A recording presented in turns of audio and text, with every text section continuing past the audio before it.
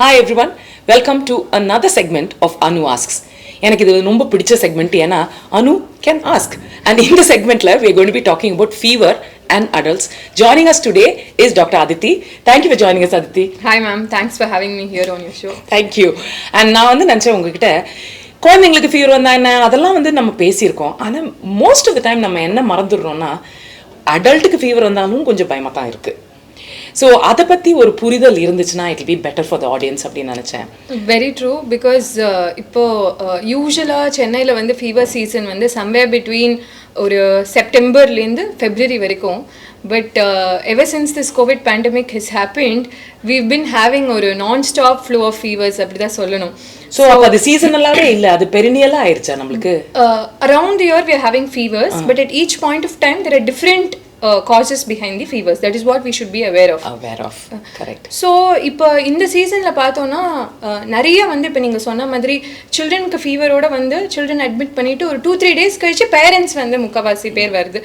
And இனிஷியலாக இருக்கிற அந்த கவனம் வந்து குழந்தைங்க மேலேயோ இல்லை மீதி விஷயத்து மேலே நம்ம அடல்ட்ஸாக இருக்கும்போது வேலை செய்கிறது மேலேயோ இருக்கும்போது யூஸ்வலாக அவங்க வருதே ஒரு 3rd day 4th டேக்கு மேலே தான் வருது. இனிஷியல் சிம்டம்ஸ் வந்து ஆஃபன் ஓவர்லுக் பண்ணிடுறாங்க. ஸோ வரும்போதே அதுவும் பர்டிகுலர்லி இந்த சம்மரில் இப்போ எக்ஸீடிங் என்வைரன்மெண்டல் டெம்பரேச்சர்ஸ் 40-41 degrees Celsius வெளியில் இருக்கும்போது ஒரு டீஹைட்ரேஷனோட இந்த மாதிரி சிம்பிள் ஃபீவர்ஸ் கூட இந்த மாதிரி சில காம்ப்ளிகேஷன்ஸோடு தான் வராங்க. ஸோ இதில் வந்து நமக்கு முக்கியமாக தெரிய வேண்டியது வந்து நிறைய பேருக்கு வந்து ஃபீவர்ங்கிறதே ஒரு கன்ஃபியூஷன் நிறைய இருக்குது. எது ஃபீவர்? சில பேர் வந்து உள்ள காய்ச்சலாக இருக்குது, ஆனால் வந்து டெம்பரேச்சர் வந்து தெர்மோமீட்டரில் செக் பண்ணவும் ஒன்றும் இல்லைங்கிறாங்க. சில பேருக்கு வந்து என்ன தெர்மோமீட்டரில் செக் பண்ணுறதுங்கிறது கன்ஃபியூஷன், சில பேருக்கு எங்கே செக் பண்ணுறதுங்கிறது கன்ஃபியூஷன், எந்த தெர்மோமீட்டர் யூஸ் பண்ணுறதுன்னு ஒரு கன்ஃபியூஷன். ஸோ அதனால வந்து ஃபர்ஸ்ட் ஐ திங்க் நம்ம அதை கொஞ்சம் கிளாரிஃபை பண்ணிடலாம். ஸோ இப்போ ஃபீவருங்கிறது ஆக்சுவலாக என்ன அப்படின்னு பார்த்தோம்னா நார்மல் பாடி டெம்பரேச்சர் அதுக்கு ஃபர்ஸ்ட்டு தெரியணும். ஸோ நார்மல் பாடி டெம்பரேச்சருங்கிறது 36.5 degrees Celsiusலேருந்து 37.5 degrees Celsius வரைக்கும் தான் நார்மல் பாடி டெம்பரேச்சர். நிறைய தெர்மோமீட்டர்ஸ் ஃபேரன்ஹீட்டில் வந்து டெம்பரேச்சர் மெஷர் பண்ணதுனால அதே ரீடிங்ஸ் ஃபேரன்ஹீட்டில் பார்த்தோம்னா 97.6லேருந்து 99.5 வரைக்குமே அது நார்மல் டெம்பரேச்சர் தான். நான் இப்போ நார்மல் டெம்பரேச்சர்னு சொல்கிறது வந்து it refers to oral temperature. So நம்ம தெர்மோமீட்டரில் வாயில் வச்சு பார்க்கும்போது இப்போ வந்து முன்ன நிறைய மர்க்யூரி பேஸ்ட் தெர்மோமீட்டர்ஸ் இருந்தது. இப்போ மர்க்யூரினால இருக்கிற என்வைரன்மெண்டல் ஹசார்ட்ஸ்னால அதெல்லாம் தேவ் பின் ரீப்ளேஸ்ட் பை டிஜிட்டல் தெர்மோமீட்டர்ஸ். எல்லா இடத்துலையுமே வீட்டில் ஹாஸ்பிட்டல்ஸில் எல்லா இடத்துலையுமே டிஜிட்டல் தெர்மோமீட்டர் தான் இருக்குது. இந்த டிஜிட்டல் தெர்மோமீட்டர் பார்த்தோன்னா இதில் நம்ம வாயில் மெஷர் பண்ணும்போது செல்சியஸில் பார்க்கும்போது 36.5 to 37.5 degrees Celsius. அதே மாதிரி ஃபேரன்ஹீட்டில் பார்க்கும்போது 97.6 to 99.5 degree Fahrenheit. ஸோ ஓரலில் நம்ம வாயில் வச்சு பார்க்கும்போது அந்த தெர்மோமீட்டரில் ரீடிங் வந்து 99.7 degree Fahrenheitக்கு மேலே இருந்தாலோ இல்லை 37.7 degree Celsiusக்கு மேலே இருந்தாலோ அதுதான் நம்ம ஃபீவர்னு சொல்லுவோம். பட் இப்போ நிறைய இடத்துல பார்த்தோன்னா திருப்பி வாயில் வச்சு பார்க்குற தெர்மோமீட்டருங்கிறது you'll have to be very hygienic, ரொம்ப சானிட்ரியாக இருக்கணும். ஒரு தெர்மோமீட்டர் அந்த ஒரு பர்சன் மட்டும்தான் யூஸ் பண்ணணும். எவ்ரி டைம் யூஸ் பண்ணதுக்கப்புறம் அதை க்ளீனாக வைப் பண்ணி அதை வாஷ் பண்ணி அதை சானிடைஸ் பண்ணி அதை நீட்டாக மெயின்டைன் பண்ணிக்கணும். ஸோ அந்த டிஃபிகல்ட்டிஸ் இருக்கிறதுனால இப்போ நிறைய இடத்துல ஹாஸ்பிட்டல்ஸில் கூட ஆக்சிலரி டெம்பரேச்சர் சர்ஃபேஸ் டெம்பரேச்சர் தான் நம்ம செக் பண்ணுறோம். ஸோ ஆக்சிலாவில் வச்சு செக் பண்ணும்போது பார்த்தோன்னா அந்த டெம்பரேச்சர் வந்து ஒரு 0.4 degree Celsius வாயில் வச்சு பார்க்குற டெம்பரேச்சரை விட கம்மியாக இருக்கும். ஸோ அதை நம்ம ஞாபகம் வச்சுக்கணும். அதே மாதிரி ஃபேரன்ஹீட்டில் பார்த்தோன்னா 0.7 degree Fahrenheit கம்மியாக இருக்கும். ஸோ அப்படின்னா என்ன அர்த்தம்னா இப்போ நம்ம ஆக்சிலாவில் வச்சு செக் பண்ணும்போது டெம்பரேச்சர் 99 இருந்தாலே it means it is equal to oral temperature of 99.7. So any axillary temperature above 99 degree Fahrenheit ஆக்சிலாவில் நம்ம வச்சு செக் பண்ணும்போது 99 degree Fahrenheitக்கு மேலே இருந்தாலே அது வந்து நம்ம ஃபீவர்னு எடுத்துக்கணும். ஒரு கிளாரிஃபிகேஷன், ஆக்சிலானா இந்த கைக்கடியில் வச்சு வைக்கிறது. ஸோ அந்த இடத்துல வச்சு எடுக்கிறது தான் நம்ம ஆக்சிலான்னு சொல்லுவோம். இது தவிர இப்போ நிறைய அந்த சர்ஃபேஸ் இந்த கன் தெர்மோமீட்டர், அதாவது நான் கான்டாக்ட் தெர்மோமீட்டர், தொடாமலே வந்து அந்த லேசர் வழியாக வச்சு செக் பண்ணுற தெர்மோமீட்டர்ஸ், காதில் வச்சு செக் பண்ணுற தெர்மோமீட்டர்ஸ்லாம் இருக்குது. இதெல்லாம் நம்ம யூஸ் பண்ணும்போது அந்த இடத்துலலாம் டெம்பரேச்சர் எதால் இன்ஃப்ளூயன்ஸ் ஆகலாம் இதெல்லாம் நம்ம கண்டிப்பாக தெரிஞ்சுக்கணும். இப்போ நெத்தியில் வச்சு அந்த கன் தெர்மோமீட்டர் நம்ம யூஸ் பண்ணும்போது இல்லை மாலெல்லாம் பார்த்துருப்பீங்க கையில் செக் பண்ணுவாங்க. ஸோ அந்த மாதிரி செக் பண்ணும்போது இப்போ நம்ம ஏதாவது ஏசியில் ரொம்ப நேரம் உட்காந்து வந்திருக்கோம், இல்லை ஏசியில் நம்ம டிரைவ் பண்ணிட்டு போறோம்னா இந்த இடத்துல பயங்கர சில்லுன்னு தான் இருக்கும். ஸோ அந்த டெம்பரேச்சர் வந்து அவ்வளோ அக்யூரேட்டா ரிஃப்ளெக்டிவா இருக்காது. It will not be reflective of the actual body temperature. காதில் வச்சு பார்க்கறதுங்கிறது அது உள்ள இருக்கிற கோர் டெம்பரேச்சர் விட கொஞ்சம் கம்மியா இருக்கும். அதுக்குன்னு செப்பரேட் அந்த டிம்பானிக் மெம்பரேன்ல செக் பண்ற தெர்மோமீட்டர்ஸ் இருக்கு, காதில் வச்சு செக் பண்ற தெர்மோமீட்டர்ஸ், அது யூஸ் பண்ணலாம். ஸோ இதெல்லாம் தான் methods of checking the fever. So யூஸ்வலாக வந்து இந்த ஃபீவர்னு எதனால வருது அப்படின்னு பார்த்தோன்னா, இந்த பிரெயினில் ஒரு சென்டர் இருக்குது ஹைப்போதலாமஸ்னு. அதுதான் வந்து இப்போ எப்படி இப்போ ஊட்டி கொடைக்கானல்லாம் போனோம்னா ரூம்ல ஒரு தெர்மோஸ்டாட் இருக்கும் இல்லையா, நமக்கு கொஞ்சம் வார்மா இருக்கும்னா அந்த தெர்மோஸ்டாட்ல நம்ம வந்து ஃபிக்ஸ் பண்ணிக்கலாம் இந்த டெம்பரேச்சர் வேணும். ஸோ அதே மாதிரி ஒரு தெர்மோஸ்டாட் நம்ம பாடியிலையும் இருக்கு, அது அந்த ஹைப்போதலாமஸ்ங்கிற ஏரியால தான் இருக்கு. ஸோ அது ஃபிக்ஸடாக அந்த 36.5 டிகிரி செல்சியஸ்லேருந்து 37.5 டிகிரி செல்சியஸில் மெயின்டைன் பண்ணிடும். பட் என்ன ஆகும், இந்த மாதிரி ஏதாவது ஒரு இன்ஃபெக்ஷன், ஒரு வைரல் இன்ஃபெக்ஷனோ இல்லை பாக்டீரியல் இன்ஃபெக்ஷனோ ஏதாவது ஒரு இன்ஃபெக்ஷன் வரும்போது அந்த இன்ஃபெக்ஷனில் இருக்கிற சில மாலிக்யூல்ஸ், பைரோஜென்ஸ்னு சொல்லுவோம், chemicals which can reset that thermostat, அது வந்து அந்த ஹைப்போதலாமஸில் போய் ரீசெட் பண்ணிடுது. இப்போ அதை பொறுத்த வரைக்கும் நார்மல் டெம்பரேச்சர் 36.5லேருந்து 37.5 தானா, அதை ரீசெட் பண்ணிடுது. ஸோ 38 to 39 அந்த மாதிரி இன்க்ரீஸ் பண்ணி வைக்கும் போது என்ன ஆகுது, அப்போ உடனே வந்து பாடி வந்து 37 நார்மல் டெம்பரேச்சர் கிடையாது, நம்ம இன்க்ரீஸ் பண்ணணும் பாடி டெம்பரேச்சர் 39 ஆக்கணும்னு சொல்லிட்டு all the mechanisms to increase the temperature work ஆக ஆரம்பிக்குது. நார்மலாகவே நம்ம இருக்கும்போது நம்ம பாடி டெம்பரேச்சருங்கிறது என்ன, நம்ம ஹீட் ப்ரொடக்ஷன் பாடியில் வந்து நம்ம எக்ஸசைஸ் பண்ணும்போது, ஆக்டிவிட்டி பண்ணும்போது, normal day to day physical ஆக்டிவிட்டியில் வர heat production from the muscle, liver, அதோட மெட்டபாலிக் ஆக்டிவிட்டீஸ்னால நமக்கு டெய்லி எனர்ஜி தேவை இல்லையா. ஸோ அந்த எனர்ஜி ப்ரொடியூஸ் பண்ணும்போது அந்த ப்ராசஸில் டெவலப் ஆகிற ஹீட் தான் ஹீட் ஜெனரேஷன். அதை பேலன்ஸ் பண்ணுறதுக்கு நிறைய ஹீட் லாஸ் ரிலேட்டட் ப்ராசஸஸ் இருக்குது. இப்போ ஸ்வெட்டிங், நம்ம நார்மல் ஸ்வெட்டிங்கே it is a heat loss process. இப்போ நம்ம ஹாட் என்வாயன்மெண்ட்டில் இருந்தோம்னா the body knows it is being exposed to a very high temperature. So அதனால it will try to keep it cool. So actually sweating is a very protective mechanism. இந்த மாதிரி நிறைய heat loss mechanisms இருக்குது. இது ரெண்டுத்துக்குள்ளே ஒரு balance maintain ஆகும். இப்போ இந்த தெர்மோஸ்டாட் ரீசெட் ஆகும்போது என்ன ஆகும்னா, the body will try to conserve heat because it has to increase the heat. அப்போ இந்த கையிலலாம் போகிற blood supply வந்து ரெஸ்ட்ரிக்ட் பண்ணிவிடும். ஏன்னா வெளியில் போகிற blood supply பெரிஃப்ரீஸ்னு சொல்லுவோம், கை காலில் போகிற blood வந்து என்ன ஆகும்னா கூலாக வைக்கும். ஸோ அது ரெஸ்ட்ரிக்ட் பண்ணும்போது என்ன ஆகும், நீங்கள் நிறைய பேர் ஆக்சுவலாக கவனிச்சிருப்பீங்க, first time how do you notice that you have a fever, ஒரு கூஸ் பம்ப்ஸ் மாதிரி இருக்கும், நாங்கள் பைலோ எரெக்ஷன்னு சொல்லுவோம். ஸோ ஏன்னா பெரிஃப்ரீஸ்லலாம் அந்த கை காலெலாம் பிளட் சப்ளை ரொம்ப இல்லை, வேசோ கன்ஸ்ட்ரிக்ஷன், இந்த வெசல்ஸ் எல்லாம் குறுகி ஆகும்போது என்ன ஆகும்னா அந்த இடத்துல இந்த கூஸ் பம்ப்ஸ் மாதிரி ஆகிட்டு இந்த ஹீட் ஃபர்தராக ஜென்ரேட் ஆகிறதுக்கு இந்த ஷிவரிங்னு சொல்லுவோம் இல்லையா, the body is trying to increase the temperature. ஏன்னா தெர்மோஸ்டாட் ரீசெட் ஆயிடுச்சு. அப்போ அந்த ஷிவரிங் மூலமாக என்ன ஆகும், இந்த மசில்ஸ் இப்படி டைட்டாக கண்ட்ராக்ட் ஆகும்போது அதனால ஒரு ஹீட் ஜெனரேட் ஆகும். இதனால தான் இதெல்லாம் இனிஷியலாக ஃபீவர் ஆரம்பிக்கும் போது பார்த்தீங்கன்னா நிறைய பேர் வில் ஃபீல் கோல்டு டக்குன்னு, அதுக்கப்புறம் வந்து ஒரு கூஸ் பம்ப்ஸ் ஃபீலிங் இருக்கும், நிறைய பேருக்கு ஷிவரிங் இருக்கும். அதுக்கப்புறம் தான் நம்ம ஸ்லோவாக செக் பண்ணோம்னா ஒரு ½ an hour கழிச்சு டெம்பரேச்சர் பார்த்தோம்னா 100 ஆயிருக்கும். இதனால தான் இதாகும். அதுக்கப்புறம் என்ன ஆகும், இந்த ஹைப்போதலாமஸில் ஓகே இப்போ பாடி டெம்பரேச்சர் இந்த ஆக்டிவிட்டீஸ் மூலமாக ஏறிடுச்சு, இப்போ 39 டிகிரி செல்சியஸ் ஆயிடுச்சு. இதுக்கப்புறம் திருப்பி பழையபடி ஹீட் லாஸ் மெக்கானிசம்ஸ் வந்துடும். ஸோ அதனால தான் யூஸ்வலாகவே அந்த ஃபீவர் செட்டில் ஆகும்போது எல்லாருக்குமே அந்த ஸ்வெட்டிங்கோட ஃபீவர் வந்து செட்டில் ஆகும். அது எப்போ கம்மியாகும், நம்ம ஒரு பேராசிட்டமால் போடுறோம், ஒரு போட்ட உடனே என்ன ஆகும், இந்த மாதிரி ஆன்டிபைரட்டிக்ஸ்னு சொல்லுவோம், medicines which aim to reduce the fever, அது திருப்பி போய் அந்த தெர்மோஸ்டாட்டை ரீசெட் பண்ணிடுது. இப்போ நம்ம ரூமில் வந்து ரீசெட் பண்ணுற மாதிரி, இப்போ ரீசெட் பண்ணும்போது fever will come down through heat loss mechanisms. அப்போ ஒரு ப்ரொஃப்யூஸ் ஸ்வெட்டிங் அண்ட் அது வரைக்கும் பெட்ஷீட்லாம் போட்டுட்டு கோல்டாக ஃபீல் பண்ணியிருப்போம், டக்குன்னு வந்து பெட்ஷீட் வேண்டாம் ஃபேனை போடலாம், இது மாதிரி ஆக்டிவிட்டீஸ் பண்ண தோணும். ஸோ இதுதான், this is the basic concept behind the fever. So இப்போ வந்து நீங்கள் சொல்கிறது என்னன்னா, there is something that goes அந்த ஹைப்போதலாமஸை ரீசெட் பண்ணுது அப்படின்னா எல்லா ஃபீவருமே இன்ஃபெக்ஷன்னால தான் வருதா? It is a very good question. So முக்காவாசி ஃபீவர்ஸ் பார்த்தோன்னா அதுவும் அக்யூட் ஃபீவர்ஸ்னு சொல்லுவோம், which last for a short duration. ஒரு 3 to 5 டேஸ்க்குள்ளே இருக்கிற ஃபீவர்ஸ் மெஜாரிட்டி வந்து it is because of an infection. இந்த இன்ஃபெக்ஷன் வந்து வைரல் இன்ஃபெக்ஷனாக இருக்கலாம், பாக்டீரியல் இன்ஃபெக்ஷனாக இருக்கலாம். இப்போ வந்து நாங்கள் வந்து இப்போ from our point of view technical stand பாயிண்ட்லேருந்து பார்க்கும்போது நாங்கள் இந்த மாதிரி ஷார்ட் ஃபீவர்ஸை வந்து எப்படி டிவைட் பண்ணுவோன்னா, ஃபீவர்ஸ் வித் லோக்கலைசிங் சிம்டம்ஸ். அதாவது லோக்கலைஸ்னு நான் சொல்லும் போது ஏதாவது ஒரு பர்டிகுலர் சிஸ்டமில் ஃபீவர் இருக்கலாம். இப்போது பேஷண்ட்க்கு ஃபீவர் இருக்குது, யூரின் போகிற இடத்துல எரிச்சல் இருக்குது, யூரின் அடிக்கடி வருதுன்னா very likely we are dealing with urinary infection. அதே மாதிரி பேஷண்ட்க்கு ஃபீவர் இருக்கு, ஒரு வாந்தி பேதி எல்லாம் இருக்கு, ரீசெண்டாக எங்கேயோ வெளியே வெளியில் சாப்பிட்டாங்கன்னா அது food poisoning related fever. Gastrointestinal system, குடலில் இருக்கிற வயிறு குடலில் இருக்கிற இன்ஃபெக்ஷன். ஸோ அதே மாதிரி இப்போ பேஷண்ட்க்கு ஃபீவரோட இரும்பல் சளி இப்போ பார்த்துட்டே இருக்கும். இந்த பாஸ்ட் 2-3 இயர்ஸாக நிறைய ரெஸ்பிரேட்டரி இன்ஃபெக்ஷன்ஸ். கோவிடுக்கு அப்புறமும் இந்த பாஸ்ட் ஃபியூ மந்த்ஸில் நிறைய ஃப்ளூ பார்க்குறோம், அடினோ வைரல் ரெஸ்பிரேட்டரி இன்ஃபெக்ஷன்ஸ் பார்க்குறோம், நிறைய டான்சிலைட்டிஸ் பார்க்குறோம். ஸோ இந்த மாதிரி ஒரு ஃபீவர் வித் ஒரு த்ரோட் பெயின், ஒரு காஃப், கோல்டு, இந்த மாதிரி சிம்டம்ஸோட வரும்போது ப்ராபபிளி ரெஸ்பிரேட்டரி இன்ஃபெக்ஷன். அது அப்போ ரெஸ்பிரேட்டரி இன்ஃபெக்ஷனாக இருக்கலாம். நான் சொன்ன மாதிரி sinusitis, rhinitis, tonsillitis, pharyngitis. So இதெல்லாம் வந்து மேலே இருக்கிற ரெஸ்பிரேட்டரி ட்ராக்டோட இன்ஃபெக்ஷன். இல்லை லோவர் ரெஸ்பிரேட்டரி இன்ஃபெக்ஷனாக வரும்போது தான் ட்ரெக்கியோப்ராங்கைட்டிஸோ இல்லை நியூமோனியான்னு சொல்லுவோம், லங்கிலேயே இன்ஃபெக்ஷன் இருக்கலாம். ஸோ இந்த மாதிரி இன்ஃபெக்ஷன்ஸ் ஒரு பக்கம்.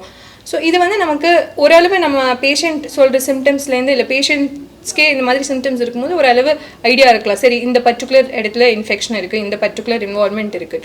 இன்னொரு கேட்டகரி ஆஃப் ஃபீவர்ஸ் இருக்குது, அக்யூட் அன்டிஃபரன்ஷியேட்டட் ஃபெப்ரைல் இல்னஸ்னு சொல்லுவோம். அதாவது ஃபீவர் மட்டும்தான் இருக்கும், இப்போ நான் சொன்ன எந்த சிம்டம்ஸுமே இருக்காது. அப்போ எந்த சிஸ்டம்க்கு பர்டெய்னிங்காக இந்த இன்ஃபெக்ஷன் இருக்குன்னு கண்டுபிடிக்கிறது ரொம்ப கஷ்டம். பட் இந்த கேட்டகரி ஆஃப் இன்ஃபெக்ஷன்ஸ் தான் ரொம்ப காமன். சவுத் இந்தியா பர்டிகுலர்லி சென்னையில் பார்த்தோன்னா நிறைய இன்ஃபெக்ஷன்ஸ் இந்த கேட்டகரியில் வரலாம். அதாவது கோல்டு இல்லை, காஃப் இல்லை, ஜஸ்ட் ஃபீவர் அண்ட் பாடி ஏக் மாத்திரம் இருக்கு. பாடி ஏக் இருக்குமா? பாடி ஏக் இருக்கலாம். அந்த ஃபீவரோட சில சிம்டம்ஸ் இருக்கலாம். இப்போ ஃபெட்டிக், ஒரு எக்ஸாஷன், மலைன்னு சொல்லுவோம் நாங்கள். ஒன்றுமே காலைல எழுந்தோன்னா எழுந்திரிக்கவே முடியல, ஒரு டயர்ட்னஸ், எதுவுமே ஒரு அப்படைட்டே இல்லாமல் எதுவுமே சாப்பிட பிடிக்கல, நாக்கு கசப்பாக இருக்கிறது, உடம்பு வலி, பேக் பெயின், ஹெட்ஏக், இதெல்லாம் common symptoms which can be associated with any fever. So இந்த மாதிரி ஒரு சிண்ட்ரோம் இருக்குங்கிற போது இனிஷியல் 2 days ஒரு 48 hours பார்த்தோன்னா most of these infections maybe because of a non specific viral infection. நமக்கு நல்லா தெரிஞ்ச வைரஸ், இப்போ கோவிட் வைரஸ், ஃப்ளூ வைரஸ், இதெல்லாம் தாண்டி நிறைய அடினோ வைரஸ், காக்சாக்கி வைரஸ், இந்த மாதிரி நிறைய வைரஸஸ் இருக்குது. அதனால வர இன்ஃபெக்ஷன்ஸ் வந்து அது செல்ஃப் லிமிட்டிங். யூஸ்வலாக 48 to 72 hours தன்னால ஃபீவர் செட்டில் ஆகிடும். ஸோ நாங்கள் யூஸ்வலாக ஃபஸ்ட்டு 2-3 days வந்து இவாலுவேட் பண்ணுறது கிடையாது பேஷண்ட்ஸை. We only treat them symptomatically.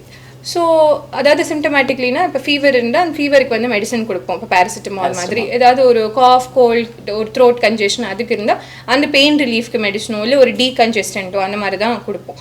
So ஆன்டிபயோட்டிக்ஸ்ங்கிறது அந்த ஃபஸ்ட்டு 2-3 days வந்து we don't prefer because most of the infections are going to be viral. ஒரு 3 daysக்கு மேலே ஃபீவர் இருக்குது அப்படின்னா தான் we would like to investigate the patient. So எதனால இந்த ஃபீவர் இருக்குது அப்படின்னு. அதுலேயுமே பார்த்தோம்னா நான் சொன்ன மாதிரி இந்த அக்யூட் அன்டிஃபரன்ஷியேட்டட் வைரல் இல்னஸ்ங்கிற இந்த கேட்டகரியில் although flu and COVID predominantly respiratory symptoms இருந்தால் கூட சம்டைம்ஸ் வெறும் ஃபீவராக இந்த ரெஸ்பிரேட்டரி சிம்டம்ஸ் இல்லாமல் ப்ரெசென்ட் ஆகலாம். ஸோ இது ரெண்டும் இம்பார்ட்டன்ட் காசஸ். இதை தவிர பார்த்தோன்னா மலேரியா, டெங்கு, டைஃபாய்டு, ஸ்க்ரப் டைஃபஸ்னு சொல்ற இந்த பூச்சிக்கடி காய்ச்சல், லெப்டோஸ்பைரோசிஸ், அந்த ராட் யூரின் கண்டாமினேட்டட் வாட்டரோட கான்டாக்ட் வரதுனால வர ஃபீவர், இது எல்லாம் இருக்கலாம். ஸோ இதுக்கு எப்படி இவாலுவேட் பண்ண போகிறோம்னு பார்த்தோன்னா முதல் 5 daysல நம்ம ஆக்சுவலாக என்ன பண்ண முடியும் அப்படின்னா we can test the patient for a டெங்குக்கு ஒரு சிம்பிள் டெஸ்ட் இருக்குது. Day 1 to Day 4 ஆஃப் ஃபீவருக்குள்ளே அந்த டெங்கு NS1 ஆன்டிஜன் நிறைய பேஷண்ட்ஸ்க்கு தெரிஞ்சிருக்கும், பண்ணியிருப்பாங்க, இல்லை அவங்க ரிலேட்டிவ்ஸ்க்கு பண்ணியிருப்பாங்க ஃபீவர் இருக்கும்போது. அந்த டெஸ்ட்டு ஃபஸ்ட்டு 4 days ஆஃப் ஃபீவருக்குள்ளேயே நம்ம டெங்கு இருக்கா இல்லையான்னு கண்டுபிடிச்சிடலாம். அதே மாதிரி மலேரியாவுக்கு பார்க்குற டெஸ்ட் வந்து யூஸ்வலாக அந்த ஃபீவர் ஹையாக இருக்கும் போது நம்ம அந்த பிளட் டெஸ்ட் எடுத்து பண்ணோம்னா மலேரியா இருந்ததுன்னா அது கண்டுபிடிக்கிற சான்ஸ் இருக்குது. அது எப்போவா இருந்தாலும் அந்த ஃபீவர் இருக்கும் போது டெஸ்ட் பண்ணுறோங்கிற பட்சத்தில் கண்டுபிடிக்கலாம். இதை தவிர பிளட் ஸ்ட்ரீமில் ஏதாவது இன்ஃபெக்ஷன் இருக்குது அப்படின்னா அது பிளட் கல்ச்சர் மூலமாக கண்டுபிடிக்கலாமே வழிய. இதை தவிர இப்போது லெப்டோஸ்பைரோசிஸ்க்கோ இல்லை ஸ்க்ரப் டைஃபஸ்க்கோ இதுக்கெல்லாம் இந்த ஆன்டிபாடி பேஸ்ட் டெஸ்டிங்னு சொல்லுவோம் இல்லையா, அது the body needs some time to produce antibody. So first 4-5 daysல வந்து ஆன்டிபாடிஸ் மெஜாரிட்டி ஆஃப் தி இன்ஃபெக்ஷன்ஸ்க்கு ப்ரொடியூஸ் ஆகும். ஸோ 5 daysக்கு மேலே தான் இந்த ஆன்டிபாடி பேஸ்ட் டெஸ்ட் பண்ணுவோம். ஏன்னா பேஷண்ட் சம்டைம்ஸ் வரும்போதே இப்போ வந்து எனக்கு இந்த டெஸ்ட் பண்ணுங்க அப்படின்னு அவங்களே கேட்டுட்டு தான் வராங்க. ஏன்னா நாங்க டாக்டர் கூகுள்ல நிறைய கன்சல்ட் பண்றோம். So as I often say கூகுள்ல ப்ராப்ளம் என்ன, அந்த கான்டெக்ஸ்ட் இஸ் மிஸ்ஸிங். ஸோ அதனால இந்த ஆன்டிபாடி பேஸ்ட் டெஸ்டிங் நம்ம ஃபஸ்ட்டு 5 daysல பண்ணால் இன்வேரியபிளி நெகட்டிவாக தான் வரும் and you will unnecessarily have to repeat it again after 5 days. So that defeats the purpose.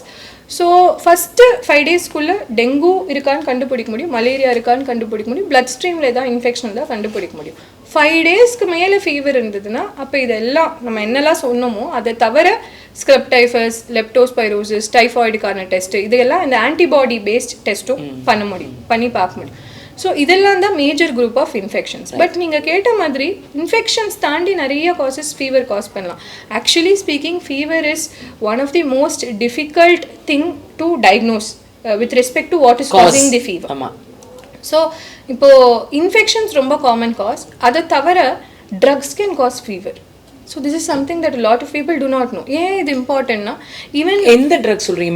Medicines, the drugs that are being prescribed they can cause fever. இது ஏன் இம்பார்ட்டன்ட்னா சில antibiotics like பெனிசிலின்ஸ், செஃப்லோஸ்போரின்ஸ் இதெல்லாம் இப்போ நிறைய பேஷண்ட்ஸ் வந்து யூஸ்வலாக வந்து இந்த pain relief medications, paracetamol, decongestants இதுதான் ஓவர் த கவுண்டராக எடுத்துப்போம். இப்போ கூகுள் வந்ததுக்கப்புறம் ஆன்டிபயோட்டிக்ஸுமே பேஷண்ட்ஸ் வந்து ஓவர் த கவுண்டர் எடுத்துக்கிறாங்க, which I don't advise at all. I strongly recommend against it. ஏன்னா antibiotic should be prescribe by the physician. எதனால பிரிஸ்கிரைப் பண்ணுறோம், எத்தனை நாளைக்கு பிரிஸ்கிரைப் பண்ணுறோம், எந்த ஆன்டிபயோட்டிக் பிரிஸ்கிரைப் பண்ணுறோம், complete the course so you don't get the antibiotic resistance நம்ம வளர்த்து விடுறது. Very true. ஏன்னா இப்போ that is the bigger problem. Antibiotic resistance, we are coming into the era of superbugs. We don't have enough antibiotics to treat these resistant bugs. So usage of the right antibiotic for the right duration of time for the right reason is very important, and that is not something that a person can decide on his or her own according to whims or fancies or based on any amount of a non-qualified. இல்ல என்ன ஆயிடுதுன்னா நம்மளுக்கு வந்து பயம் வந்துட்டு யூஸ்வலா the approach is correct. அதாவது பயமா இருக்கு, அது ஒரு விஷயத்தை பத்தி நம்ம தெரிஞ்சுக்கிட்டோம்னா பயம் போகும்னு. ஆனா என்ன மறந்து போயிடுறோம்னா அது வேலிடேட்டட் இன்ஃபர்மேஷனா, சோர்ஸ் கரெக்டா, யாரு சொல்றாங்க, இன்டர்நெட்ல யார் வேணா என்ன வேணா சொல்லலாம், நம்பிட முடியாது இல்லையா? ஸோ அதனால தான் it becomes all the more important to understand. Okay, இப்போ நீங்க சொன்னதுலேருந்து எனக்கு என்ன புரிஞ்சிருக்குன்னா, ஃபீவர் வந்துச்சுன்னா ஒரு 5 நாள் கழிச்சு ஃபீவர் இருந்துச்சுன்னா அப்போ ஆன்டிபாடிஸ் இருக்கிற அந்த டெஸ்ட்லாம் பண்ணுவோம். வித்தின் த 5 days ஃபீவர் இருந்துச்சுன்னா டெங்கி அதுக்கெல்லாம் டெஸ்ட் பண்ண முடியும். பட் என்னோட பிஹேவியர் என்னவா இருக்கணும்? எனக்கு இப்போ ஃபீவர் இருக்கு, லெட்ஸ் சே, இல்லை ஆனால் இருக்குன்னு வச்சுக்கலாம். ஸோ இப்போ எனக்கு இப்போ ஃபீவரிஷாக இருக்குன்னா what should be my? So இதில் 2 விஷயம். ஒன்று வந்து பேசிக் சிக் டே ரூல்ஸ் தெரியணும். So if you are sick, first 2 days at least, ஒரு 48 hours to 72 hours from onset of fever, you need rest, ஒரு soft bland diet, adequate hydration, and I can't stress the importance of this particularly especially in this season. இல்ல ஆமா, ரொம்ப ரொம்ப important. minimum 2 to 3 liters of fluid intake தேவைப்படுது. ஏன்னா everybody with fever gets so dehydrated and often it's not the fever that brings them to us, it is the dehydration. ஒரு மயக்கமோ இல்ல உப்பு ரொம்ப கம்மியா இருக்கு, தலை சுத்துது, இந்த மாதிரி கம்ப்ளைண்ட்ஸோட தான் வராங்க. ஸோ ரொம்ப இம்பார்ட்டன்ட். இது 3 தவிர என்ன பண்ணலாம்னா, இப்போ நான் சொன்ன மாதிரி சிம்பிள் ப்ராப்ளம்ஸ், இப்போ ஃபீவர் இருந்தால் பேராசிட்டமால் எடுத்துக்கலாம். ஒரு கோல்ட் காஃப் இருந்ததுன்னா ஒரு பேசிக் சப்போர்ட்டிவ் மெஷர்ஸ், ஒரு வார்ம் சலைன் காகல், ஹாட் வாட்டரில் சால்ட் போட்டு காகல் பண்ணுறதோ இல்லை ஒரு ஸ்டீம் இன்ஹலேஷன், அதெல்லாம் வீட்டில் பண்ண முடியும். ரொம்ப ரொம்ப இம்பார்ட்டண்ட்டாக என்னென்னா சில measures to make sure you are not spreading the infection. Don't go to work with fever or don't go to work if you have a bad cough or a runny nose. Skip work.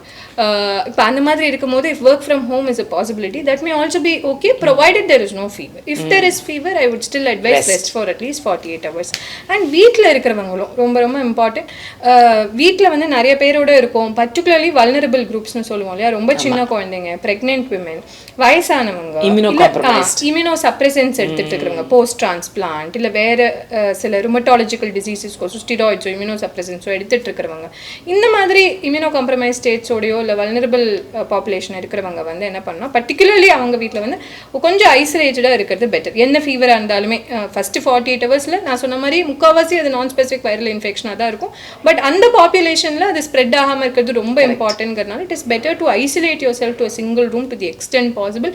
அது முடியலன்னா கூட இப்போ respiratory symptoms பர்டிகுலராக இருந்ததுன்னா, இப்போ அதுவும் இந்த கோவிட்க்கு அப்புறம் நம்ம எல்லாருமே அது ஃபெமிலியராக ஆயிருப்போம்.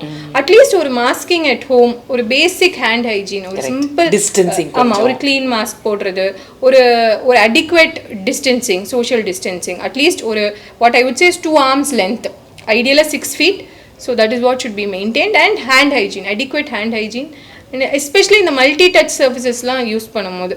ஸோ அது யூஸ் பண்ணுறதுக்கு முன்னாடி கண்டிப்பாக அந்த சிக் பர்சன் வந்து ஹேண்ட் ஹைஜீன், ஒரு சானிடைசர் யூஸ் பண்ணிட்டு தான் வீட்டில் இருக்கிற ப்ளக் பாயிண்ட்ஸோ, டேப்ஸோ இல்லை ரிமோட்ஸோ, ஃபோன் சார்ஜர் ரொம்ப இம்பார்ட்டன்ட். ஸோ இதெல்லாம் வந்து யூஸ் பண்ணுறது ரொம்ப important. So and they need to take rest. இது நிறைய பேருக்கு புரிய மாட்டேங்குது. When they have an active fever going on and first 2 days rest it plays a major role in helping the body recover. So most often what happens, people just brush aside saying it's just a fever, let me take paracetamol and continue to work. So அந்த மாதிரி பண்ணும்போது what happens, நான் சொன்ன மாதிரி இந்த ஃபீவர்னால it may have been a simple viral fever which is going to settle down in a day or two. But இந்த ஃபீவர்னால வர இந்த அடிஷ்னல் சிம்டம்ஸ், இந்த போஸ்ட் இந்த ரிகவரி ஃபேஸ் ஆஃப் ஃபீவர்னு சொல்லுவாங்க, அது ப்ரொலாங் ஆகிடுது. Post recovery of the infection, the patients may have a lot of body pain or extreme exhaustion. They may go into dehydration. They may even develop a secondary infection. This is again something that people don't realize. ஏன் office போகாதீங்க, சிக்கா இருக்கும்போது leave எடுங்கன்னு சொல்லுறது சுற்றி இருக்கிறவங்களை காப்பாற்றுறதுக்கு மட்டும் கிடையாது, உங்களுக்கு ஒரு வைரல் இன்ஃபெக்ஷன் இருக்கும்போது அது ரிகவர் ஆகிற ஃபேஸில் வந்து செகண்டரி பாக்டீரியல் இன்ஃபெக்ஷன் அக்வயர் பண்ணது ரொம்ப காமன். அப்படி ஆச்சுன்னா அதுக்கப்புறம் அந்த திருப்பி ரிகவரி ஃபேஸ் வந்து ரொம்ப ப்ரொலாங்ட் ஆகிடும். அதனால தான் வந்து we ask you to stay back from work. So இந்த ப்ரிகாஷன்ஸ் தான் மேஜராக எடுத்துக்கணும். And we need to remember also, இப்போ பாராசிட்டமால் அப்படிங்கிறது ஆன்டிபயரிட்டிக், அது வந்து சிம்டமை மட்டும்தான் கண்ட்ரோல் பண்ணுது. அதனால என் ஃபீவர் போச்சுன்றது வந்து maybe is it resetting my thermostat? So yeah, it will reset your thermostat. That is why the temperature is only the temperature is gone, it is but like the problem is still there. The problem is still there. So very true. That brings me to another point that I wanted to state. என்னன்னா நிறைய பேர் வந்து paracetamol போட்டால் fever சரியாயிடுது அப்படின்னா அது வரைக்கும் நம்ம paracetamol போட்டுகிட்டே இருக்கலாம். ஒரு 7 நாள் 10 நாள் எல்லாம் வந்து வெறும் பேராசிட்டமால். 2 ஸ்பெக்ட்ரம் ஆஃப் பேஷண்ட்ஸ் இருக்காங்க. ஒரு எண்டில் வந்து ஃபர்ஸ்ட் டேயே ஆன்டிபயோட்டிக் ஆரம்பிக்கிற பேஷண்ட்ஸும் இருக்காங்க. இன்னொரு எண்டில் ஒரு 1 week 2 weeks வரைக்கும் கூட இல்லை பேராசிட்டமால் போட்டுட்டு இருந்தால் நல்லா இருக்கு, பட் மற்றபடி ஃபீவர் இருந்துகிட்டே இருக்குன்னு ஃபீவர் சார்ட்டோடய வந்து காட்டுவாங்க. 101 102 எல்லாம் இருக்கும். ஸோ இந்த கேட்டகரி ஆஃப் பேஷண்ட்ஸ் தான் ஒரு ப்ரொலாங்ட் ஃபீவர் இருக்குது, நம்ம பேசிக் இன்ஃபெக்ஷன் ஒர்க் அப் நம்ம பண்ணிட்டோம், நெகட்டிவாக இருக்குங்கிற போது நம்ம நான் இன்ஃபெக்ஷியஸ் காசஸ் ஆஃப் ஃபீவர் நம்ம யோசிக்கணும். ஸோ நான் சொன்ன மாதிரி ஒன்று வந்து ட்ரக்ஸே ஃபீவர் காஸ் பண்ணலாம். இப்போ நிறைய பேஷண்ட்ஸ் நான் சொன்ன மாதிரி ஒரு வைரல் ஃபீவருக்கு ஆன்டிபயோட்டிக் எடுக்க ஆரம்பிச்சிருவாங்க. வைரல் ஃபீவர் செட்டில் ஆயிருக்கும், அந்த ஆன்டிபயோட்டிக்னால வர ஃபீவர் இருந்துட்டு இருக்கும். ஸோ அந்த மாதிரி if there is some drug which could be implicated, the physician will know that and he will stop that drug. So அதனால தான் please do not take any non prescribed medicines. And second வந்து இந்த auto immune டிசீசஸ்னு சொல்லுவோம் இல்லையா, அதாவது உடம்புல இருக்கிற எதிர்ப்பு சக்தி சில பேருக்கு வந்து ரொம்ப ஆக்டிவாக இருக்கும். ஸோ யூஸ்வலாக என்ன ஆகும்னா வெளியிலேருந்து ஒரு கிருமி வரும்போது அந்த எதிர்ப்பு சக்தி வந்து அந்த கிருமியை தான் வந்து அட்டாக் பண்ணும். ஸோ அதுக்கிட்டேருந்து நம்மளை ப்ரொடெக்ட் பண்ணும். பட் சம்டைம்ஸ் அது ரொம்ப ஹைப்பர் ஆக்டிவ் ஆகி உடம்புல இருக்கிற சில உறுப்புகள், அது தைராய்டாக இருக்கலாம், ஜாயிண்ட்டில் இருக்கிற செல்ஸாக இருக்கலாம், இல்லை ரத்தத்தில் இருக்கிற சில அணுக்களாக இருக்கலாம், அந்த மாதிரி உடம்புல இருக்கிற செல்ஸுக்கு அகேன்ஸ்டாக வேலை செய்ய ஆரம்பிச்சிடும். அந்த மாதிரி ஆரம்பிக்கும் போது அந்த மாதிரி சில குரூப் ஆஃப் டிசீசஸ் பேர் தான் ஆட்டோ இம்யூன் டிசீசஸ்னு ப்ராடாக சொல்லுவோம். அந்த மாதிரி சில காசஸில் வந்து ஃபீவர் இனிஷியல் மேனிஃபெஸ்டேஷனாக இருக்கலாம். ஸோ நம்ம எல்லா ஃபீவரும் இன்ஃபெக்ஷன் எடுத்துக்க முடியாது. அதே மாதிரி சில ஈவன் கேன்சர்ஸ், இப்போ ரீனல் செல் கார்சினோமா, ஹெப்படோசெல்லார் கார்சினோமாலாம் வெறும் ஃபீவராகவே ப்ரெசென்ட் ஆகலாம். So what I'm trying to say is, ஃபீவர்னால் உடனே கேன்சராக இருக்கலாமா, ரொம்ப பெருசாக இருக்கலாமா அப்படிலாம் யோசிக்க தேவையில்லை. முக்கால்வாசி நேரம் it is almost always an infection which is easily treatable. But ஒரு ப்ரொலாங்ட் ஃபீவர் இருக்குது, நான் சொன்ன மாதிரி what I would advice is, உங்களுக்கு ஃபீவர் இருக்கா ஃபஸ்ட்டு 2 days இந்த மெஷர்ஸ் எல்லாம் ஃபாலோ பண்ணுங்கள். 2 daysல சரியா இல்லையா, 3rd day visit your physician. He or she will be able to help you with whether you need investigations, if so what investigations, whether you need antibiotics, if so what antibiotics. Usually ஒரு 2 to 3 daysல settle ஆகலை, அதாவது initial 3rd day வந்து நம்ம evaluate பண்ணி antibiotic plus or minus in the picture, if it is not settling within day 5 or day 6, திருப்பி ஒரு set of tests பண்ணுவோம். by then usually by day 6 or day 7 majority of the patientsக்கு ஒரு answer இருக்கும், எதனால ஃபீவர்னு தெரியும். அது வரைக்கும் கொடுக்குற மேனேஜ்மெண்ட் வந்து எம்பிரிக்கல் மேனேஜ்மெண்ட்னு சொல்லுவோம். இதுதான் ஃபீவராக இருக்கும்னு நினச்சி கொடுக்குற மேனேஜ்மெண்ட். ஸோ ஒன்ஸ் என்ன ப்ராப்ளம்னு கண்டுபிடிச்சதுக்கப்புறம் we will give definitive management. So இதை எடுத்தால் போதும், இந்த ஆன்டிபயோட்டிக் இவ்வளோ நாளைக்கு எடுக்கணும், இல்லை இந்த பர்டிகுலர் மெடிசன் இவ்வளோ நாளைக்கு எடுக்கணும், இல்லை இந்த மாத்திரனால தான் ஃபீவர்னா அது ஸ்டாப் பண்ணுங்கள், 2 நாள் ஃபீவர் ஆகும். இந்த மாதிரி we will be able to address the problem. இப்போ அதுக்கப்புறம் என்ன ஆகுது, இப்போது ஒரு நான் சொன்ன மாதிரி 7 days 10 daysக்கு மேலேயும் இவால்வேஷனில் நமக்கு வந்து ஒரு ஆன்சர் இல்லை அப்படின்னா தான் இந்த நான் சொன்னேன் இல்லையா அந்த ரேரர் பாசிபிலிட்டிஸ் யோசிப்போம். ஸோ அதுக்குன்னே ஒரு டெர்மினாலஜி இருக்குது, பைரெக்சியா ஆஃப் அன்னோன் ஆரிஜின்னு சொல்லுவோம். ஸோ யூஸ்வலி இப்போ நான் சொன்ன இந்த ரேரர் மோர் கன்சர்னிங் காசஸ்லாம் 3 weeksக்கு மேலே ஃபீவர் இருக்கும். அப்படி இருந்தாலுமே கூட நிறையா சமயம் வந்து நம்ம மிஸ் அவுட் பண்ண டைஃபாய்டோ இல்லை வேறு சில இன்ஃபெக்ஷன்ஸோ காம்ப்ளிகேட்டட் யூரினரி ட்ராக்ட் இன்ஃபெக்ஷன்ஸோ இருக்கலாம்.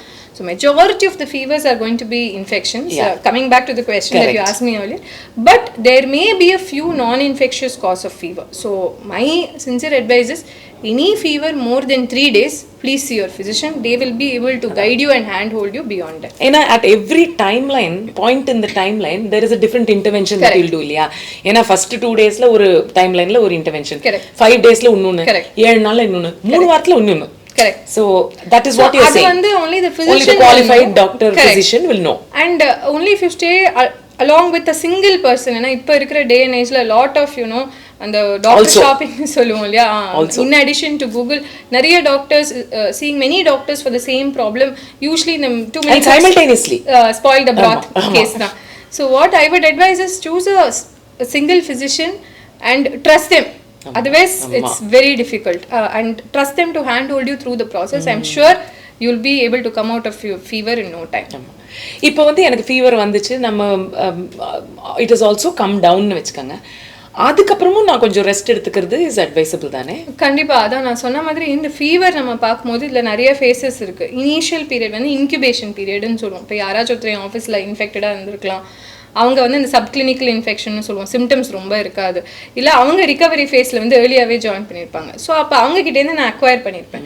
ஸோ எனக்கு அந்த இன்ஃபெக்ஷன் அக்வயர் ஆகிறதுலேருந்து எனக்கு சிம்டம்ஸ் ஃபஸ்ட்டு சிம்டம் தெரியிற வரைக்கும் இருக்கிற பீரியட் வந்து இன்குபேஷன் பீரியட்னு சொல்லுவோம். அது வந்து நிறைய பேருக்கு தெரியாது. அண்ட் அது டிபெண்டிங் ஆன் தி இன்ஃபெக்ஷன்ஸ் அதோட லென்த்தும் வேரி ஆகும். இப்போ கோவிட் பார்த்தோன்னா ஒரு 2 daysலேருந்து 10 days 14 days வரைக்கும் கூட இருக்கலாம். ஃப்ளூ பார்த்தோன்னா 2 to 3 days தான். அந்த மாதிரி டிபெண்டிங் ஆன் தி இன்ஃபெக்ஷன் அது வேரி ஆகும். இப்போ இன்குபேஷன் பீரியடுக்கு அப்புறம் என்ன ஆகும்னு பார்த்தோம்னா ப்ரோட்ரோமல் பீரியட்னு சொல்லுவோம். ப்ரோட்ரோமல் பீரியடில் ரொம்ப மைல்டு சிம்டம்ஸ் இருக்கும். ஃபீவர் இருக்கிறதே தெரியாது, ஒரு உடம்பு வலி, ஒரு மாதிரி தலைவலி. நிறைய பேஷண்ட்ஸ் வந்து ஃபர்ஸ்ட் டே ஆஃப் ஃபீவர் என்கிட்ட வரும்போது சொல்லுவாங்க, ஒரு 2 நாளாகவே ஐம் நாட் கம்ப்ளீட்லி ஓகேன்னு தோணுது. இந்த மாதிரி ஒரு சிம்டம்ஸ் தான் ப்ரோட்ரோமல் சிம்டம்ஸ்னு சொல்லுவோம். அப்புறம் you have the actual illness phase. அந்த இல்னஸ் ஃபேஸில் தான் எல்லா சிம்டம்ஸும் இருக்கும். ஸோ அந்த பீக் ஆனதுக்கப்புறம் வருது டிக்ளைன். இந்த டிக்ளைன்கிறது 4th phase. ஸோ அதில் எப்படின்னா இந்த சிம்டம்ஸ் ஆரம்பிச்சாச்சு, சிம்டம்ஸ் ஜாஸ்தியாகி ஃபீவர் வந்து you have a cause, you treated the cause, இல்லை நான் சொன்ன மாதிரி majority of the viral infections தன்னாலேயே சரியாயிடுச்சு. ஸோ 48 hours மேலே எழுந்திருக்கும் போது உங்களுக்கே தெரியும், இப்போ இன்னைக்கு வந்து much better then previous 2 days, I am able to do everything. ஒரு மைல்ட் ஃபீவர் இருக்குது, but I think I am recovering. அந்த ஃபேஸ் தான் வந்து டிக்ளைன் ஃபேஸ். இதுக்கு அப்புறம் வர ஃபேஸ் தான் இந்த ரிகவரி ஆர் கன்வாலசன்ஸ் ஃபேஸ். ஸோ நிறைய பேர் இந்த டிக்ளைன் ஃபேஸ்லேயே வந்து ஐ எம் ஃபுல்லி நார்மல்னு ஃபுல்லாக ஒர்க்குக்கு போகிறது, கெட்டிங் பேக் டு ரூட்டீன் இதெல்லாம் இருக்கும். நான் சொன்ன மாதிரி என்ன, ஐ ஹேவ் டு கன்ஃபெஸ், இது நான் பண்ணியிருக்கேன். பட் என்ன ஆகும்னா, I am sure you would have also experience. I will feel weak and tired. Exactly, twice as much as what you felt before. So that's why I always advise my patients to take it very slow during the convalescence period. You know, body is still recovering, used up all the energy to fight up the infection. So you have to give that much time for the body to recover. So take it very slow. Don't get back to your routine activities, or if you're somebody who works out a lot, don't go back to phase 1 immediately. Be very slow at that, baby steps. And even during the convalescence, adequate hydration. Make sure that even after recovering from an illness, for the next 1 to 2 weeks you're on a soft bland diet with protected food, protected water, because you don't want to catch another infection during the recovery phase. So adukana precautions eduthukonga. Keep yourself well hydrated, very very important during this season. These are the major things that you need to do. And also இப்போ நம்ம நாட்டிலே வந்துருச்சு. முந்தி யூகேலேயே flu vaccine இருந்துச்சு, அவங்க வந்து over 55ஸ்க்கு கொடுத்துட்டு இருந்தாங்க. இப்போ நம்ம ஊர்லேயே ஃப்ளூ வேக்சின் இருக்கிறதா நான் கேள்விப்பட்டேன். Flu vaccine is advised for all ages, across all ages. So adult vaccines னு பார்க்கும்போது somebody is completed 18 years of age, they'll fall into the adult category. So above 18 years of age, anybody can take a flu vaccine. Now there is no இப்போ pregnancy-ல கூட we advise flu vaccine because it protects the patients from the illness. இப்போது இங்கே இருக்கிற flu வேக்சின்ஸ்லாம் பார்த்தோன்னா தேர் about 40 to 60% effective. So எங்கே அதோட benefit maximum இருக்குன்னு பார்த்தோன்னா சிவியர் இல்னஸ். இப்போ ஃப்ளூங்கிறது என்ன, it's predominantly respiratory infection and fever இல்லையா, பட் சில பேருக்கு வந்து அது நியூமோனியாவாக ஆகுது, சிவியர் ரெஸ்பிரேட்டரி இன்ஃபெக்ஷன் ஆகுது, lower respiratory infection, lung infection, requiring oxygen, requiring hospital stay, requiring ICU care. So இதெல்லாம் தான் அது வந்து ஹெல்ப் பண்ணுது. So it is very important. நிறைய பேஷண்ட்ஸ் வந்து நீங்கள் சொல்லி நான் ஃப்ளூ வேக்சின் போட்டேன், பட் இந்த வாட்டி ஃப்ளூ வந்தது அப்படின்னு சொல்லுவாங்க. பட் அதில் என்ன அவங்க புரிஞ்சுக்கிறது இல்லைன்னா, ஃப்ளூ வந்திருக்கும், பட் 2-3 days அவங்க ரிகவர் ரெக்கவர் ஆயிருப்பாங்க. They would not have required hospitalization, they would not have required any oxygen support. So that is the major role behind the flu vaccine. Like any vaccine இல்ல, நம்ம Covid வேக்சினும் அதே தானே. Very true. So it's going to mainly help you to protect you from a severe disease. Correct. And from need for hospital stay. அதனால ரொம்ப ரொம்ப important. நான் சொன்ன மாதிரி for vulnerable groups. For some reason இந்தியாவில் நிறையவே hesitancy இருக்கு towards adult vaccination. இப்போ எப்படி சில்ட்ரனுக்கு வந்து ஒரு ஃபிக்ஸட் ஸ்கெடியூல் இருக்கு இல்லையா, இப்போ பிறந்த உடனே இந்த வேக்சின் போடணும், 6 வீக்ஸில் இந்த வேக்சின் போடணும், 10 வீக்ஸில் போடணும், 14 வீக்ஸில் போடணும், ஒரு ஃபிக்ஸட் ஸ்கெடியூல் இருக்கு. அந்த மாதிரி அடல்ட்ஸுக்குமே there is a certain vaccine checklist, but unfortunately a lot of people don't know about it. And on the other hand, even when we tell patients about the need for vaccines, there is some hesitancy. இது போடணுமா, இது கண்டிப்பாக தேவையா, சில்ட்ரனுக்கு வந்து எவ்வளோ ஈஸியாக அவங்க எடுக்கிறாங்களோ அந்த அளவு அவங்களால அக்செப்ட் பண்ண முடிய மாட்டேங்குது. they need time to think. Often நான் பார்த்த வரைக்கும் என்னென்னா, மோஸ்ட் ஆஃபன் இந்த பேஷண்ட்ஸ்க்கு வந்து இந்த மாதிரி ஒரு நிமோனியா, ஒரு ரெஸ்பிரேட்டரி இன்ஃபெக்ஷன், ஒரு ஃப்ளூ வந்தால் next time they're very keen, they're very open, they come forward to take the vaccine, but otherwise there is a lot of hesitancy. Unfortunately தமிழ்ல சொல்லுவோம் பட்டா தெரியும் அப்படின்னு. இல்லை, ஏன்னா எனக்கு நான் வந்து இன்ஃபேக்ட் நான் suppose to be more aware அதெல்லாம் இருக்கு. இந்த வருஷம் நான் flu vaccine doctor Saravanakumar said better to take அப்படின்னாரு. ஆனால் நானே எடுக்கணுமா அப்படின்னு யோசிச்சுட்டு அப்புறம் அங்கே போயிட்டு நர்ஸ் எனக்கு கொடுக்கும்போது இப்போ எனக்கு சைட் எஃபெக்ட் என்ன வரும், எனக்கு ஃபீவர் வருமா அப்படின்னு கேட்குறேன். But I am still someone who is very pro all these things. அப்படின்னா யாராவது ஒருத்தர் ஆன்டியா இருந்தா இன்னும் கஷ்டம் இல்ல to overcome that hesitation. And ஏதாவது ஒரு case report, see most of the vaccines have been well tested and most of the times அந்த இன்ஜெக்ஷன் சைட்ல ஒரு பெயின் இருக்கலாம், ரொம்ப ரேரா ஒரு ஃபீவர் இருக்கலாம், இதுதான் மோஸ்ட் ஆஃப் த டைம்ஸ் ஒரு எக்ஸாஷன் இருக்கலாம் அந்த வேக்சின் போட்ட அன்னைக்கு ஒரு 24 hours. இதை தாண்டி எந்த எஃபெக்ட்ஸும் மெஜாரிட்டி ஆஃப் த டைம்ஸ் இருக்காது. பட் எப்படி இப்போ ஒரு மாத்திரை சாப்பிட்டா எல்லாருக்கும் அலர்ஜி வரது கிடையாது, திடீர்னு யாராச்சும் ஒருத்தருக்கு அலர்ஜி வரலாமோ அதே மாதிரி வேக்சின் ஹைப்பர் சென்சிட்டிவிட்டி ரியாக்ஷன் சொல்லுவோம். அந்த மாதிரி சிவியர் வேக்சின் ரிலேட்டட் அலர்ஜிஸ்ங்கிறது சில பேருக்கு வரலாம். அதை பார்த்து வந்து எல்லாருக்கும் இந்த மாதிரி ஆகும் அப்படின்னு டிஸ்கரேஜ் ஆகிறது வந்து இட் இஸ் பாயிண்ட்லெஸ். ஸோ இப்போ அடல்ட்ஸ்லையுமே பார்த்தோன்னா flu vaccine is something that is advised for everybody and this has to be taken once a year. ஏன்னா எவ்ரி இயர் இந்த ஃப்ளூ வைரஸோட ஸ்ட்ரெயின்ஸ் வந்து மியூட்டேஷன்ஸ்னால மாறிட்டே இருக்குங்கிறதுனால அப்போ என்ன ஃப்ளூ வைரஸ் சர்க்குலேஷனில் இருக்கும் அதுக்கேற்ற ஸ்ட்ரெயின்ஸை தான் வேக்சினில் வந்து டெவலப் பண்ணி கொடுப்பாங்க. ஸோ எவ்ரி இயர் யூஸ்வலாக என்ன அட்வைஸ் பண்ணோன்னா ஃப்ளூ சீசன் ஆரம்பிக்கிறதுக்கு 1 month முன்னாடி ஃப்ளூ வேக்சின் போட சொல்லுவோம். ஸோ இங்கே வந்து somewhere around October, November is the starting of the flu season. So we advise all our patients to take it by September. Right. But better late than never. நான் சொன்ன மாதிரி இப்போ வந்து we are still having flu cases here. Usually February வரைக்கும் தான் flu season இருக்கும். இந்த வாட்டி ஒரு extended இப்போ we are in April-லுமே we are having flu cases. So better late than never. If you have not had your flu vaccine in the past 1 year, this may be the right time to take the flu vaccine. இதை தவிர there are a couple of other vaccines, tetanus based vaccines, Tdapனு சொல்லுவோம். If you have not had the shot at least once in 10 years இந்த vaccine எடுக்கிறது it is very good. It will prevent tetanus, it will prevent diphtheria, pertussis. இதெல்லாம் என்ன ப்ராப்ளம்னா இனிஷியலாக இந்த diseases எல்லாம் வந்து சில்ட்ரனில் வர டிசீசஸ் அதான் தெரிஞ்சிருந்தது. ஏன்னா சில்ட்ரனில் வரும்போதே ரொம்ப சிக்காகிடுவாங்க, அப்புறம் அதனால நிறைய காம்ப்ளிகேஷன்ஸ் வரும்னு we started developing very good childhood immunisation programmes. இப்போ நம்ம எல்லாருமே வந்து இதுக்கான வேக்சின்ஸ் நம்ம குழந்தையா இருக்கும் போது போட்டுட்ருப்போம். பட் என்ன ஆயிடுதுன்னா இந்த வேனிங் இம்யூனிட்டி கான்செப்ட்னு சொல்லுவோம். அந்த வேக்சின்னால ப்ரொடியூஸ் ஆகிற ஆன்டிபாடிஸ்க்கும் ஒரு ஷெல்ஃப் லைஃப் இருக்குது. So as we grow older அந்த antibodies become less and less effective, just like everything else in the body. So அதனால ஒரு பூஸ்ட் பண்ணி கொடுக்க வேண்டிய நெசசிட்டி இருக்கு. ஸோ ஆஃப் லேட் நிறைய அடல்ட்ஸ்ல டிஃப்தீரியா, அடல்ட்ஸ்ல பர்டூசிஸ்லாம் பார்த்ததுக்கு அப்புறம் அது டெட்டனஸோடு சேர்ந்து டிடாப்பாவே ஒன்ஸ் இன் 10 years கொடுக்கறது பெட்டர்னு ரெக்கமெண்டேஷன் இருக்கு. அதே மாதிரி சில groups of population 50 years of age இந்த ஹெர்பிஸ் ஜாஸ்டர்னு கேள்விப்பட்டிருப்பீங்க, அக்கின்னு சொல்லுவோம், ஷிங்கிள்ஸ்னு சொல்லுவோம். ஸோ அதுக்கான வேக்சின் இருக்கு. ஏன்னா இது ரொம்ப காமன் இன் ஓல்டர் ஏஜ். ஏன் ஓல்டர் ஏஜ்ல காமனா, நான் முன்னாடி சொன்ன மாதிரி நம்ம எல்லாருக்குமே சின்ன வயசுல அட்லீஸ்ட் ஒரு 20 yearsக்குள்ள ஒரு தடவையாவது சிக்கன் பாக்ஸ் வந்திருக்கும். ஸோ அந்த வைரஸ் தான் responsible for this shingles also. So அது வந்து ரீஆக்டிவேட் எப்போ ஆகும்னா இந்த மாதிரி older age, stress, malnutrition அப்போ. So you don't want to experience that இல்லையா. ஸோ அது ரிலேட்டட் வேக்சின் இருக்கு above 50 years. அதே மாதிரி pneumonia related vaccine, majority of the pneumonia is because of an agent called pneumococcus. So அதுக்கு எதிராக vaccine இருக்கு. So இந்த மாதிரி மல்டிபிள் வேக்சின்ஸ் அதர். இதை தவிரையுமே இப்போ வாரிசெல்லா, அதாவது chicken pox vaccine, measles, mumps, rubella vaccine, இதெல்லாம் வந்து அடல்ட்ஸ்லையுமே உங்கள் சைல்ட்ஹுட் இம்யூனைசேஷன் வந்து கரெக்டாக தெரியல, இல்லை இன்கம்ப்ளீட்டாக இருந்திருக்கு, 2 டோஸாவது ஆஸ் அ சைல்டு எடுத்துருக்கணும் இந்த டிசீஸ் ரிலேட்டட் வேக்சின்ஸ். அப்படி எடுக்கலங்கிற பட்சத்தில் it is actually advice. So இதை பற்றி ஆனால் நிறைய பேருக்கு தெரியறதில்ல. So but what I would advice is whenever you go to the physician, it could be for any reason, just find out from them for your age and for your risk factors what are the vaccines that are recommended. For example, நீங்கள் இப்போ diabetes இருக்குது, இல்லை ஒரு heart ப்ராப்ளமோ இல்லை ஒரு kidney related problem இருக்குன்னா வேறு சில வேக்சின் கூட ரெக்கமெண்டடாக இருக்கலாம். ஹெப்படைட்டிஸ் பி வேக்சின் கூட கிட்னி ப்ராப்ளம் டயபெட்டிஸ் இருக்கிறவங்கெல்லாம் ரெக்கமெண்டட். ஸோ அந்த மாதிரி என்ன கண்டிஷன்ஸ் இருக்குது, உங்களுக்கு என்ன ரிஸ்க் ஃபேக்டர்ஸ் இருக்குது, என்ன ஏஜ், இதெல்லாம் வச்சு உங்கள் டாக்டர் ஒரு செக்லிஸ்ட் போட்டு கொடுப்பாங்க. இந்த வேக்சின்ஸ் அட்வைசபிள் அப்படிங்கிற போது you can plan out your vaccine schedule and be up to date on these vaccines, because in the pneumococcal vaccines, flu vaccines, Tdap will go a long way in protecting you from a lot of serious complications, particularly when it happens at old age.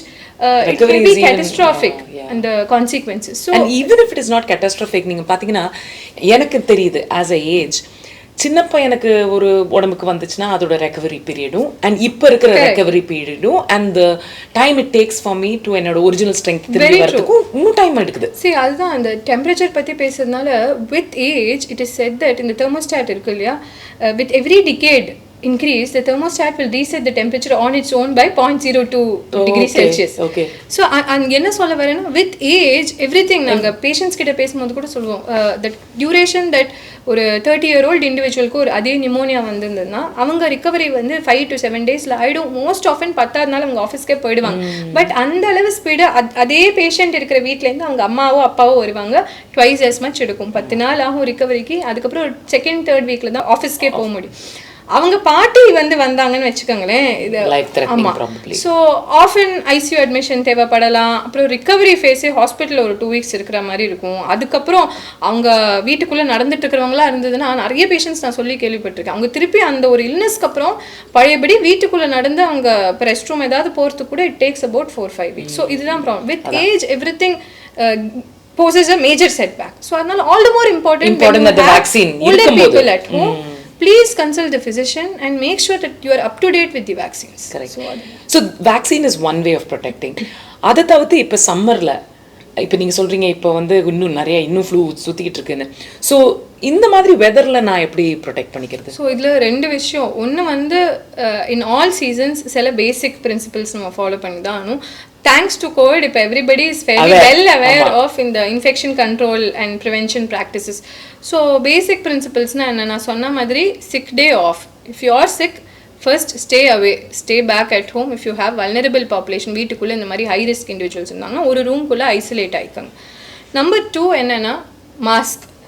Any smallest symptom or you are not very well, ஒரு slight cold இருக்கு, running nose இருக்கு, அடிக்கடி தும்பல் வருதுன்னா wear a mask. And wear a good quality mask. If it is wet, you please dispose it. Change the mask on a daily basis. Usually over 6 to 8 hours மேலே we do not recommend wearing the same mask. So அந்த மாதிரி wear the right mask for your purposes. If you are coming to the hospital to visit somebody who is really sick, if the patient has flu or COVID, we would advise an even more serious mask like a N95 mask. So depending on the purpose, you will have to wear an appropriate mask. And number 3, good hand hygiene practices. இது ரொம்ப ரொம்ப important.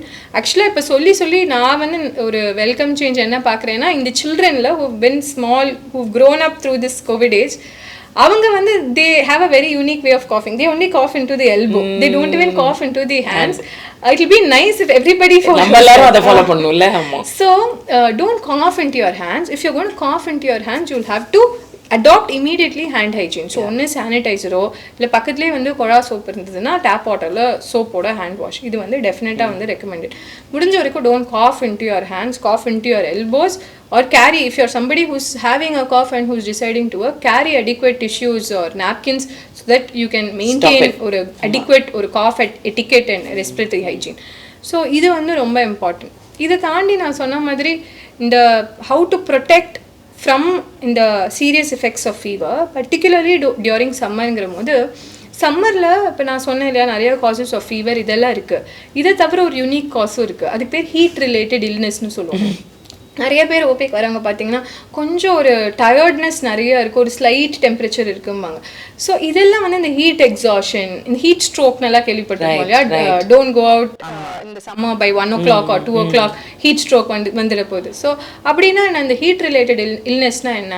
So நான் சொன்ன மாதிரி முன்னாடி உடம்புல வந்து அந்த ஹீட் ஜெனரேஷனுக்கும் ஹீட் லாஸுக்கும் ஒரு பேலன்ஸ் இருக்கணும். அப்போ தான் நார்மல் பாடி டெம்பரேச்சர் மெயின்டைன் பண்ண முடியும். பட் சம்டைம்ஸ் என்ன ஆகுது, when you're exposed to excessive environmental temperature, இப்போ இருக்கிற டெம்பரேச்சர் வந்து ஐடியல் எக்ஸாம்பிள், அப்போது the body is not able to lose heat as quickly as that the intensity of the temperature that is being exposed to. So அப்போ என்ன ஆகுது, பாடி வந்து try பண்ணுது, நிறைய ஸ்வெட் பண்ணுது to lose the heat. But வெளியே இருக்கிற temperatures are so hot that it is not able to do it that quickly. இப்போ இது வந்து யாருக்கு மேஜராக தெரிய வரும்னா, இப்போ நம்ம நார்மல் இண்டிவிஜுவல்ஸ் நடந்துட்டு இருக்கோம், யங் இண்டிவிஜுவல்ஸ், அவங்களுக்கு ரொம்ப தெரியாது. பட் நான் சொன்ன மாதிரி ஓல்டர் இண்டிவிஜுவல்ஸ் ஆல்ரெடி அவங்க தெர்மோஸ்டாட் எலிவேட்டடாக தான் இருக்குது. செகண்ட், இந்த பெட் பவுண்ட் இண்டிவிஜுவல்ஸ், இப்போது எனக்கு தண்ணி தாக எடுக்கும், இப்போ அந்த மாதிரி வெளியே இருக்கிற டெம்பரேச்சர் ரைஸ் ஆகிடுச்சுன்னா என்னோட பாடி சொல்லும் ஸ்வெட் நிறைய ஆகுது, தண்ணி குடிக்கணும் அப்படின்னு, என்னால் போய் தண்ணியை எடுத்து குடிக்க முடியும். பட் இப்போ பெட் பவுண்டாக ஸ்ட்ரோக் வந்து பெட்லேயே இருக்கிறவங்க இல்லை அந்த மாதிரி இருக்கிறவங்களுக்கு போய் தண்ணி கூட எடுத்து குடிக்க முடியாது. சில பேருக்கு அது கம்யூனிகேட் கூட பண்ண முடியாது. அந்த மாதிரி இருக்கிற பேஷண்ட்ஸ் இருக்கிற வீட்டில் இது கண்டிப்பாக தெரிஞ்சுக்கணும். இது மாதிரி ஹீட் ரிலேட்டட் இல்னஸ் அவங்கள வந்து சிக்னிஃபிகண்ட்டாக பாதிக்கப்படலாம். ஸோ அப்போ வந்து எப்படி ப்ரொடெக்டடாக இருக்கணும், wear cool light cotton clothes, breezy clothes which will help with easy heat dissipation. So ஈஸியாக நம்ம ஹீட் லூஸ் பண்ணுற மாதிரியான க்ளோத்ஸ், நிறைய ஸ்வெட் ஆகிற மாதிரி க்ளோத்ஸ் போட்டுக்காதீங்க. நம்பர் 2, முடிஞ்ச வரைக்கும் ஒரு ஏம்பியன்ட் என்வாயன்மெண்டல் டெம்பரேச்சரில் இருக்க ட்ரை பண்ணுங்க. இப்போ வெளியே இருக்கீங்க அப்படின்னா ஒரு ஷேடி கூல் பிளேஸாக ப்ரிஃபரபிளி ஒர்க் பண்ண முடியுதா பாருங்கள். அவுட்டோர் ஒர்க் பண்ணுறவங்களுக்கு சொல்கிறேன், முடிஞ்ச வரைக்கும் ஷேடில் ஒரு some cover, even if your work entitles you to go walking for a while with an umbrella with adequate sun protection. அதே மாதிரி வீட்டுக்குள்ளே இருக்கீங்க அப்படிங்கிற போது ஒரு ஃபேன், ஓப்பன் விண்டோஸ், நிறைய இடத்துல பார்க்குறோம் இல்லையா, ஈவன் ஒரு பக்கெட் ஒரு கண்டெய்னரில் வந்து தண்ணி ஃபில் பண்ணி வச்சா கூட it keeps that room very cool. Or if you have access to air coolers or air conditioners, great. You maintain the environmental temperature to about 25 degrees Celsius. Ambient temperature-ல work பண்ணுறது ரொம்ப important. பர்டிகுலராக இந்த மாதிரி patients வீட்டில் இருக்கும்போது அந்த room வந்து கூலாக இருக்கா, ஒரு light coloured curtains or use curtains if there is a lot of sun coming in, adequate ventilation. அவங்க மேலே சம்டைம்ஸ் வந்து தெரியாது இல்லையா, அவங்களும் சொல்ல மாட்டாங்க, இந்த மாதிரி ஹெவி க்ளோதிங் போட்டுருவாங்க, பிளாங்கெட் போட்டுருவாங்க. ஸோ அந்த மாதிரிலாம் மேக் ஷுவர் அந்த மாதிரி பேஷண்ட்ஸ் வந்து they are like well aerated. So இந்த மாதிரி சில மெஷர்ஸ் எடுக்கலாம். இல்லைன்னா என்ன ஆகும்னா, இந்த ஹீட் ஸ்ட்ரோக்குங்கிறது ரொம்ப extreme form of heat related illness where patients will have confusion, ஒரு டிஸ்ஓரியன்டேஷன், அதோட ஒரு ஹை டெம்பரேச்சரோட வருவாங்க. ஸோ இமீடியட்டாக we'll have to cool them. ஏன்னா இந்த ஹை டெம்பரேச்சரே வந்து பிரெயின் எஃபெக்ட் பண்ண முடியும். இல்லை லெஸ் சிவியர் ஃபார்ம்ஸ், சில பேருக்கு உடம்பெல்லாம் வலிக்கும், ஏன்னா அவங்களுக்கு தெரியும் அந்த எக்ஸசிவ் டெம்பரேச்சர்னால body is trying to lose heat very quickly. So excessive ஸ்வெட்டிங்னால they would have lost all the salts and fluid. அதனால ஒரு டீஹைட்ரேஷனோட ஃபெட்டிக், மசில் கிராம்ப்ஸ்னு வருவாங்க சால்ட் எல்லாம் கம்மியாக இருக்கனால. That is why I am asking you all to stay well hydrated during this season. So இது வந்து ரொம்ப important to protect from heat related illness. While we are on that point, ஏன்னா இப்போது there is a lot of awareness about fitness and lot of people are taking that extra effort to be fit. So exercise during this summer சீசனும் அந்த extreme exertion, அதாவது excessive exercise, particularly when it is done by somebody who is not used to it during the peak of this summer, that may again result in the same heat related illness, exercise induced heat related illness. ஏன்னா வெளியில temperature is already hot, any exercise will generate heat. So for somebody whose body is used to that heat generation, the body will know mechanisms to cool it immediately. But for somebody who thinks, okay, today is the day that I'm going to step on the treadmill like 40 minutes at the maximum speed, that may not be the right way to approach. So people who are looking at it, particularly during summer, stay well hydrated, be slow, start low and go slow as far as exercise is concerned.